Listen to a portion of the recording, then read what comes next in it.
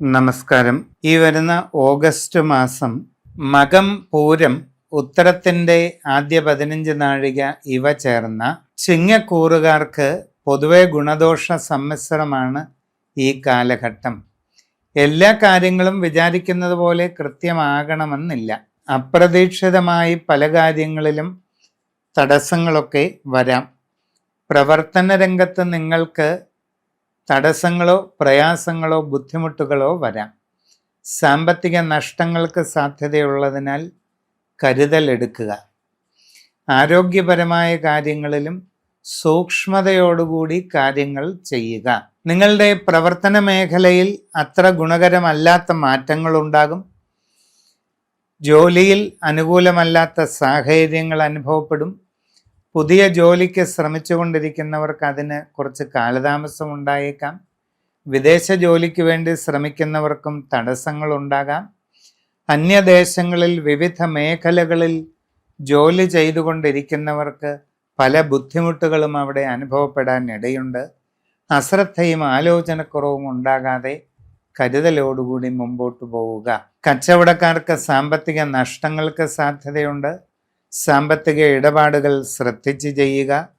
പുതിയ സംരംഭങ്ങൾ തുടങ്ങുന്നതിന് അനുകൂലമായ കാലഘട്ടമല്ല. നിങ്ങളുടെ നിലവിലുള്ള പ്രവർത്തന മേഖലയെപ്പറ്റി കൂടുതൽ വിശദമായി പഠിച്ചു മനസ്സിലാക്കി മുമ്പോട്ട് പോവുക. കസ്റ്റമർമാരുമായി നല്ല ബന്ധം നിലനിർത്തുന്നതിന് പ്രത്യേകം ശ്രദ്ധിക്കുക. ബിസിനസ് കൂടുതൽ വിപുലീകരിക്കാൻ ശ്രമിക്കണം. അത് ശ്രദ്ധയോടെ ചെയ്യണം.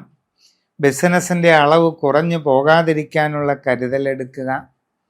ഇങ്ങനെ വേണ്ട ജാഗ്രതയോടുകൂടി കാര്യങ്ങൾ ചെയ്യുക. കുട്ടികൾ പഠനകാര്യങ്ങളിൽ കൂടുതൽ ശ്രദ്ധ നൽകി മുമ്പോട്ട് പോകേണ്ട കാലഘട്ടമാണ് ഇത്. കുടുംബത്തിൽ സ്വസ്ഥതയും സന്തോഷവും നിലനിൽക്കും. വിവാഹ ആലോചനകളിൽ അനുകൂലമായ തീരുമാനങ്ങൾക്ക് സാധ്യതയുണ്ട്. വിവിധ മേഖലകളിൽ സ്വന്തമായി തൊഴിലുകൾ ചെയ്തുകൊണ്ടിരിക്കുന്നവർക്ക് അത്ര അനുകൂല സാഹചര്യമല്ല. സാമ്പത്തിക നഷ്ടങ്ങൾക്ക് സാധ്യതയുണ്ട്. കരുതലോടുകൂടി വേണ്ടത് ചെയ്യുക. ഔദ്യോഗിക രംഗത്ത് വിവിധ മേഖലകളിൽ പ്രവർത്തിച്ചു കൊണ്ടിരിക്കുന്നവരും പ്രധാനപ്പെട്ട കാര്യങ്ങളെല്ലാം ശ്രദ്ധയോടെ മുമ്പോട്ട് കൊണ്ടുപോകണം. നിങ്ങളുടെ ജീവിതത്തിൽ സുപ്രധാനമായ മാറ്റങ്ങളുടെ കാലഘട്ടമാണ് വരുന്നത്. വളരെ ശ്രദ്ധിച്ച് ആലോചിച്ച് തന്നെ മുമ്പോട്ട് പോകേണ്ട കാലഘട്ടമാണ്. ജീവിതത്തിൽ അനുപമമായ മാറ്റങ്ങളാണ് നിങ്ങളിലേക്ക് വരാൻ പോകുന്നത്. അപ്രതീക്ഷിതമായിട്ടുള്ള പരിവർത്തനങ്ങൾ ജീവിതത്തിൽ ഉണ്ടാകാൻ സാധ്യതയുണ്ട്. സമഗ്രമായ രാശിചിന്തയിലൂടെ വസ്തുതകൾ അറിഞ്ഞ് മുമ്പോട്ട് പോവുകയാണ് വേണ്ടത്.